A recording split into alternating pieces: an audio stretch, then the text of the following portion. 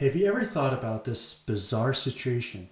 Emotions and thoughts are inherently ours, but why do we have so little control over them? I don't want to be anxious, but I can't help it. I don't want to be depressed, yet I am engulfed by grief and sorrow. Why do we so often find ourselves trapped in the emotional storm with no escape? We rarely intend to engage in heated conflicts or say something that hurt those we care about. Yet, too often we find ourselves caught up in those situations. Anger drives us to act out of character and harm our relationship. Why are we so powerless over our own emotions? Is there a way to break free from this cycle? This is the core question that leads us to the heart of the upcoming Healing Course series. We will embark on the healing journey and take you through a unique perspective, re-examining the nature of reality and investigating how the brains influence our thoughts, behaviors, and emotions. Explore from the metaphysical plane to see beyond the boundaries and limitations of our usual perceptions. Also, explore the spirituality concepts like no self, dualism, illusions, mystical experience, and beyond.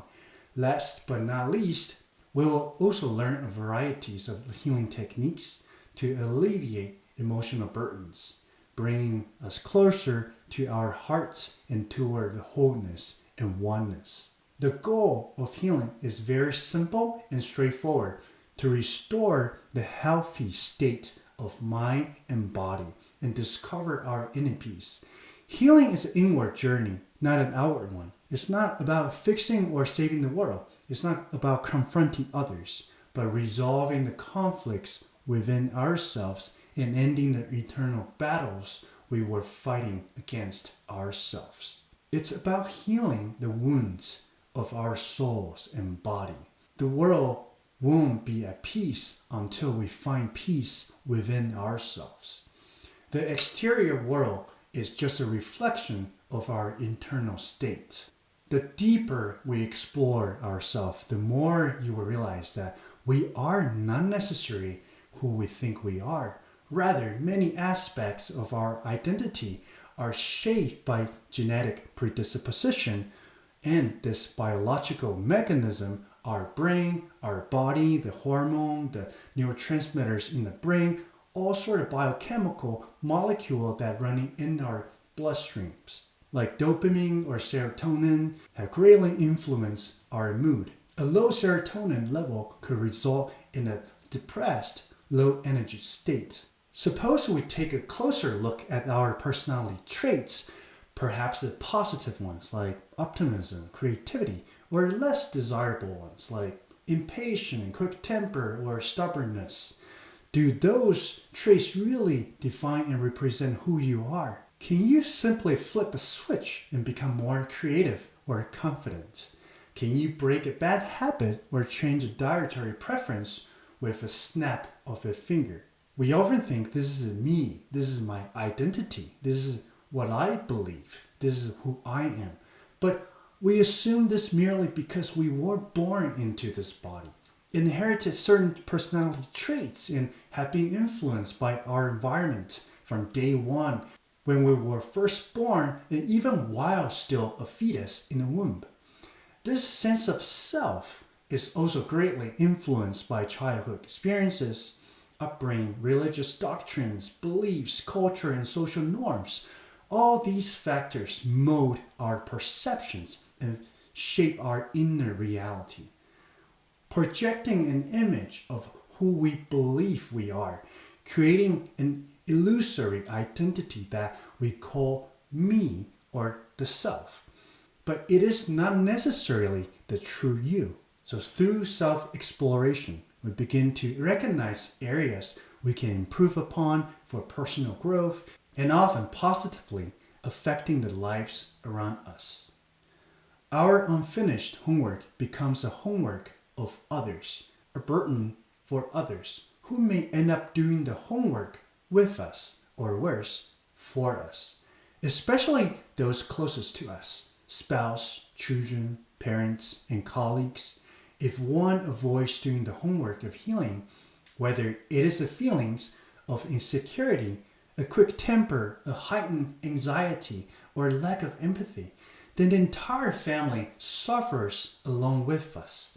Or to some extent, the entire society suffers. When parents avoid their inner work, their children not only suffer, but also frequently left to carry their parents' unfinished work.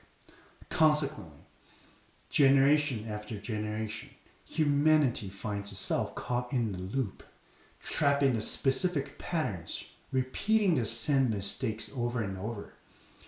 Healing is about breaking free from this vicious cycle through self-inquiry and healing techniques. We begin peeling away layers of false perception and beliefs and discover our true selves. Let's have a brief overview of healing techniques. Perhaps we all wish to be more loving, patient, or confident. Yet at times, it feels as if our mind have their own agenda, dictating our actions, leaving us feeling our effort are futile and emotionally drained. Thirst. Navigate through those challenges. We draw on the range of healing techniques, such as eye movement for emotional relief, relaxation for mind-body connection, meditation for tapping into the unconscious mind, qi and energy work to restore the balance and flow of the body, and hypnosis to shift our perspectives and reprogramming the brain.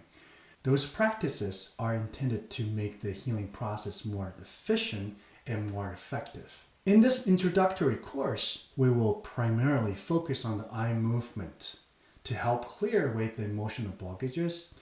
Additionally, we will explore some crucial concepts related to how our internal reality is constructed. The eye movement technique we use here is derived from Emdr, which stands for eye movement, desensitization, and reprocessing. Emdr is widely practiced in psychotherapy that help reduce the intense emotions tied to a painful and troublesome memories. It has been intensively used for relieving PTSD symptoms, where past traumatic experiences such as dog bites, a serious accident, natural disasters, war, or abuse could trigger overwhelming emotions. We will go into more details later in the course. In short, the technique is very simple. Moving your eyes while recalling troublesome memories or emotions, whether that's fear, anxiety, anger, or specific memory. Through eye movement process, the emotional intensity and reactivity will gradually be reduced. The visualization, the vividness of the memory begin to fade, much like the stain or dirt on the clothes being washed away. The details become harder to recall, and the once overwhelming emotions lose its significance, become more manageable, and even completely irrelevant. You might be amused and start to laugh at the silliness of the emotions or thoughts that once felt so consuming and agonizing. The process breaks the association between the troublesome emotions and the memory or the situation. So when you revisit memory, it might feel like hearing someone else's story rather than reliving it. You can still recall the experience in details or sense it, but it no longer affects you as you once did. As emotions soften, your mind can process everything with greater objectivity and clarity without being hindered or overpowered by negative emotions. This brings a great sense of relief, as you're no longer hijacked by intense emotions, allowing you to move forward. Best of all, eye movement not only works for traumatic memories, but also works effectively with broad range of emotional challenges, including anxiety, compulsive behaviors, phobia, anger, depression, and more. If you haven't tried eye movement or Emdr before, you might be skeptical, as I was. When my mom first introduced it to me years ago, the idea of simply moving my eyes side to side while recalling uncomfortable emotions or memories could reduce agonizing feelings or anxiety or loneliness. That sounds incredulous and hard to believe. Yet, after experiencing it firsthand and helping many others, this technique has become my go-to healing recommendation. While it is not a cure-all panacea, eye movement is simple, accessible, and relatively effective for addressing a broad range of emotional scenarios. It's cost-effective too, requiring only your focus, attention, and willingness, and some energy moving your fingers. We have worked with many individuals, and those who experience eye movement are often amazed by the result. As their emotional intensity dissipates, they are left in wonder, surprised by the profound realization, often exclaim, "Why was I so deeply entrenched in those emotions? Much of my suffering was unnecessary." And indeed, much of our suffering is unnecessary. It is not we choose to be angry or anxious, but our brain keeps us running in circles. Eye movement helps you break free from those never-ending loop. We will dive into more details about eye movement in different scenarios and case studies in a later section of this course. We suggest practice eye movement to yourself, but experienced guidance could be significantly improve its effectiveness. When led by an experienced personnel, the process can be more targeted and ensure the best outcomes by addressing individuals' need and offering additional support through each step. But please do note that while we utilize eye movement techniques in this course, we are not following the formal 8-step EMDR protocols. If you are interested in the formal EMDR procedures, I recommend you consult a certified EMDR therapist. This is especially important if you're actually dealing with overwhelming emotions or if you have a particular physical condition that you're concerned about. This wraps up the introduction to this course. Now we will move into the first section, where we will take a closer look at the concept of the self and how the brain creates your reality, exploring what's truly make you who you are and shapes your reality. Those concepts will lay the groundwork for healing and self-discovery.